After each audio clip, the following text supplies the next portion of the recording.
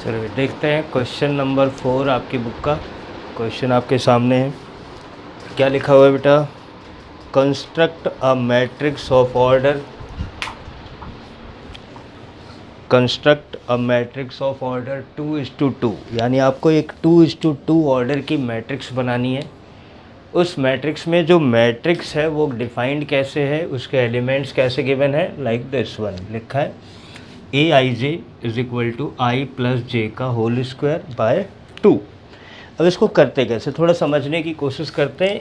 Aij means i is used for row, j is used for column, और इन्होंने कहा है जो Aij है दैट इज़ आई प्लस जे का होल स्क्वायर बाई 2।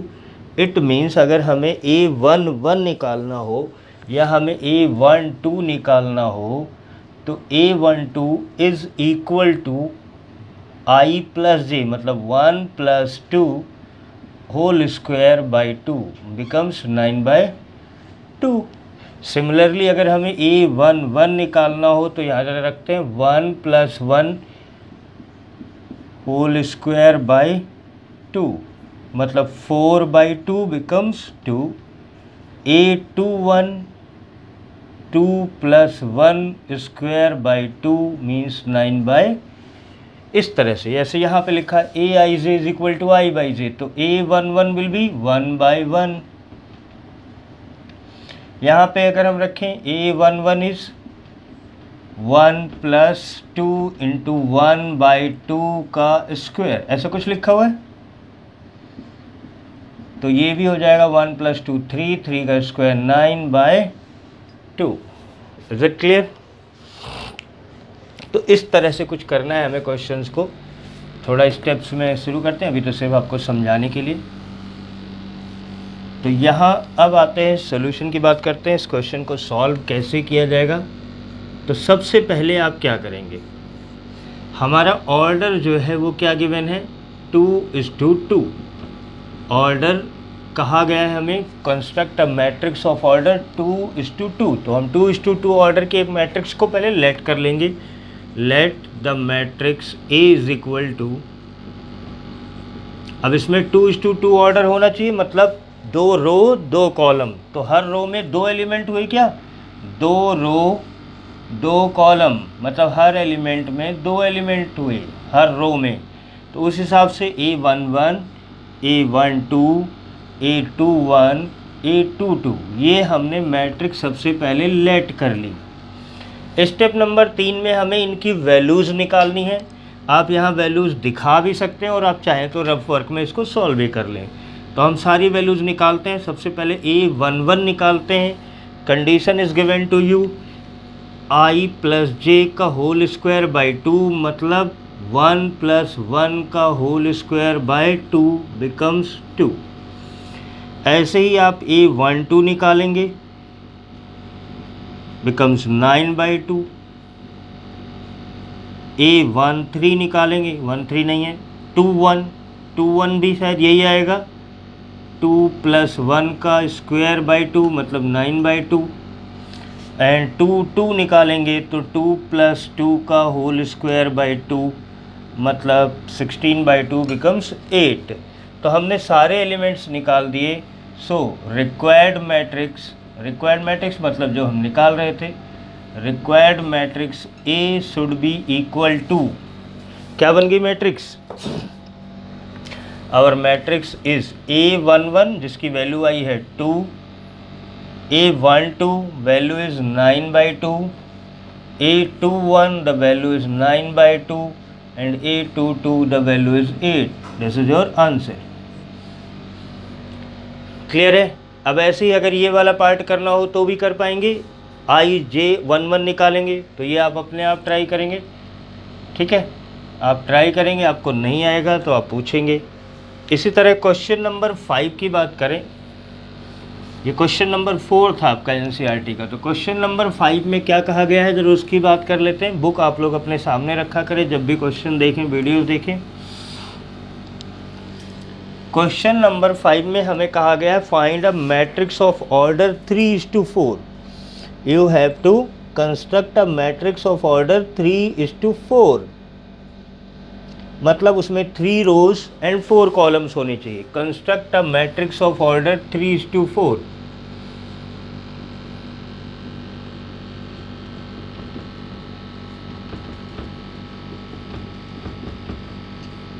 और इसमें जो कंडीशन Aij हमें गिवन है वो क्या है, 1/2 मॉड ऑफ -3i + j। ये मॉड का मतलब, मॉड हम लेते हैं यानी हम नेगेटिव साइन इंक्लूड नहीं करते। मॉड का मतलब हमेशा आपको पॉजिटिव वैल्यू लेनी है, नेगेटिव वैल्यू नहीं लेनी है। तो पहला स्टेप क्या है अभी, सबसे पहले हमें क्या करना है, ऑर्डर लिख देना है। स्टेप 1 ऑर्डर क्या है, 3:4। स्टेप 2 में आपको क्या करना है, मैट्रिक्स लेट करनी है। लेट द मैट्रिक्स इज, अब मैंने आपको बताया अभी इसमें 3 रो है और 4 कॉलम है, 3 रो एंड 4 कॉलम। तो ऐसे समझें 1 2 3 रो, 1 2 3 4 कॉलम। तो हर रो में कितने एलिमेंट लेने हैं, 4 element, A11 A12 A13 A14। then let the matrix is A11 A12 A13 A14 A21 A22 A23 A24। Third row A31 A32 A33 A34। Clear है। अब ये सभी वैल्यूज आप निकालेंगे एक एक करके। मान लेते मैं आपसे कहूँ A11 हम निकालना चाह रहे हैं, तो A11 is what, 1/2 mod of -3i, i is 1 plus j and j is also 1, so it becomes 1/2 mod of 1 - 3, this is -2, but mod means only magnitude, not minus, minus हमें नहीं कंसीडर करना है। then it becomes 2/2 means 1, क्या value आ गई, 1। Similarly A12 निकालेंगे हम। A12 निकालते हुए 1/2 माइनस ऑफ 3:1 + 2, ये आ जाएगा 1/2। बिल्कुल सेम प्रोसेस में आप बाकी वैल्यूज निकाल देंगे। A11 12 हमने निकाल दिया है, A13 0 आ जाएगा। तो ये सारी वैल्यूज़ फिर हमें यहाँ पे पुट कर देनी होंगी, कहाँ पे, यहाँ पे। तो रिक्वायर्ड मैट्रिक्स फिर हम लिखेंगे। सारी वैल्यूज़ निकालने के बाद आपको वैल्यूज़ निकालनी है, कैलकुलेशन है, कुछ मुश्किल नहीं है। So required matrix A is equal to, ज़रा देखते हैं वैल्यूज़ क्या क्या आई हैं आपकी, आप लोगों ने कर लिया होगा अब तक।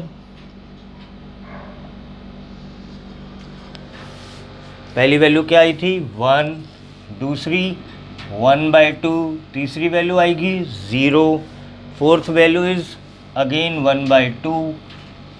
ऐसे ही आप 821 22 निकालेंगे। The values are 5/2,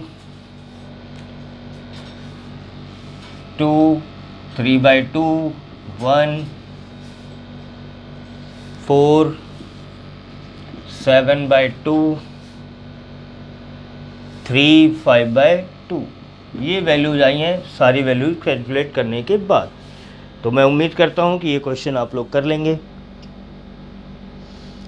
next type के क्वेश्चन की बात करते हैं। नेक्स्ट टाइप का क्वेश्चन क्या है, इक्वलिटी ऑफ मैट्रिक्स पे। नेक्स्ट टाइप का क्वेश्चन जो हमारे पास है that is equality of matrix पे है। तो पहले समझते हैं इक्वलिटी ऑफ मैट्रिक्स से मैं क्या कहना चाह रहा हूँ, इसका मतलब क्या हुआ।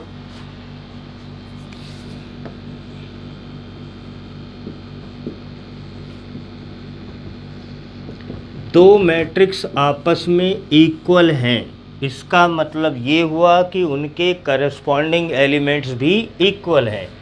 If a matrix whose elements are A11 A12 A21 A22 is equal to another matrix B11 B12 B21 B22, अगर क्वेश्चन में बताया गया है कि ये दोनों मैट्रिक्स आपस में इक्वल हैं, इट मीन्स उनके करस्पॉन्डिंग एलिमेंट्स भी आपस में इक्वल होंगे।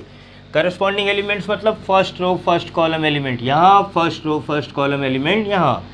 तो इस हिसाब से A11 should be equal to B11, A12 should be equal to B12, A21 should be equal to B21 and A22 should be equal to B22। तो क्वेश्चन कैसा आ सकता है? क्वेश्चन ऐसा आ सकता है कि यहाँ पे कोई इक्वेशन, कोई फंक्शन दे दिया जाए, दूसरे में कोई नंबर्स, वैल्यूज़ दे दी जाए और आपको कहा जाए कि भाई इन वेरिएबल्स की वैल्यू फाइंड करो। तो आपको ऐसा क्वेश्चन, जैसे एक आसान सा क्वेश्चन आपकी बुक से ही करते हैं हम, जो बिल्कुल फर्स्ट क्वेश्चन है इक्वालिटी ऑफ मैट्रिक्स पे, वो कुछ ऐसा है 4 3x5। The first matrix is given as 4 3x5 is equal to yz15 yz15 और हमसे कह दिया गया find the value of x y z. तो सिंपल है, एक्स की वैल्यू किसके इक्वल होनी चाहिए? 1 के। वाई की वैल्यू किसके इक्वल होनी चाहिए? 4 के। And z is should be equal to 3। इसमें कुछ भी मुश्किल तो नहीं था। ऐसे ही अगर इक्वेशंस की फॉर्म में दे दी जाए, जैसे अगर नेक्स्ट टाइप का क्वेश्चन देखते हैं, ये तो आसान सा था, आपको समझ भी आ गया होगा आसानी से।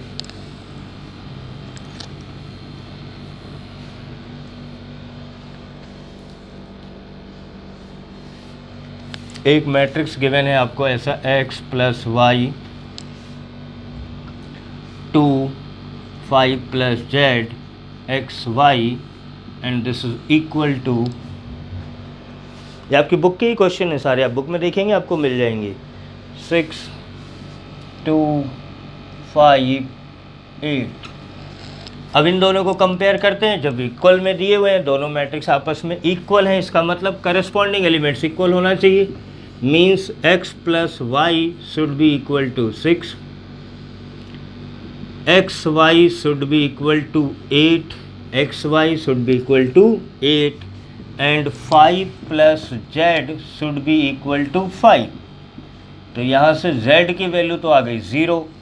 अब अगर हमें x और y की वैल्यू निकालनी है, मतलब इन दोनों इक्वेशंस को सॉल्व करना पड़ेगा। इन दोनों इक्वेशंस को सॉल्व करने के लिए हम क्या कर सकते हैं? मान लेते हैं मैं यहाँ से एक वैल्यू निकालता हूँ, y should be equal to 8/x।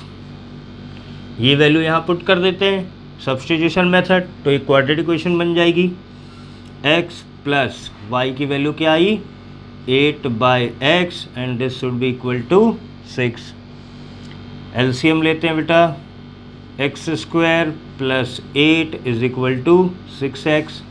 तो क्वाड्रेटिक इक्वेशन बन गई x² minus 6x plus 8 is equal to 0। Middle term split solve करना आता है। 8:1 मतलब 8 के फैक्टर बनाने हैं, प्लस या माइनस करके 6 आना चाहिए। तो 4 2 8 होता है sir. x² minus 4x minus 2x plus 8 is equal to 0। x as common, x minus 4 minus 2s common, x minus 4, x minus 4, x minus 2 is equal to 0। तो इस हिसाब से x की वैल्यू या तो 2 आ गई या फिर 4 आ गई। और x की वैल्यू 2 या 4 हम यहाँ रखें तो y की वैल्यू भी इसी तरह से आ जाएगी। जब हम x की वैल्यू 2 रखेंगे तो y की वैल्यू 4 आएगी। जब हम x की वैल्यू 4 रखेंगे तो y की वैल्यू 2 आ जाएगी। तो x, y और z, क्या तीनों वैल्यूज़ हमने फाइंड आउट कर ली हैं?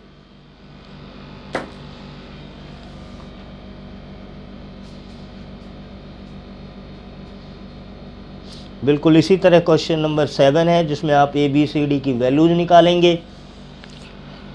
ABCD की जब आप वैल्यूज़ निकालेंगे तो आप क्या देखेंगे कि A की या B की या C की किसी एक की 2 वैल्यू आ जाएंगी, जो किसी मैट्रिक्स में पॉसिबल नहीं है।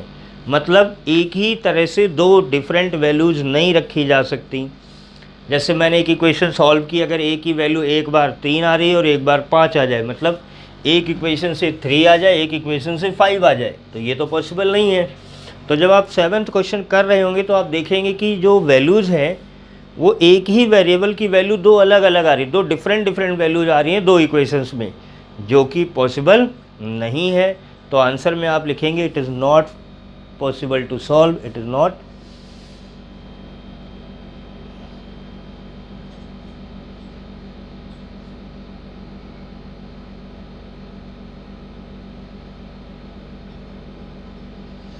ये लिखा है find the value of a b c and d, a minus b, 2a minus b, 2a plus c, 3c plus d. ये इक्वेशन सॉल्व करेंगे आप, a b c और d की वैल्यूज़ निकालेंगे। ये पूरी एक्सरसाइज आपसे सॉल्व हो जाएगी, आप लोग खुद करेंगे। और अगर आपको कोई क्वेश्चन नहीं आता है तो आप कमेंट में भी लिख सकते हैं, या फिर क्लास के बच्चों के रिवीजन के लिए है तो आप मुझसे क्लास में भी डिस्कस कर सकते हैं।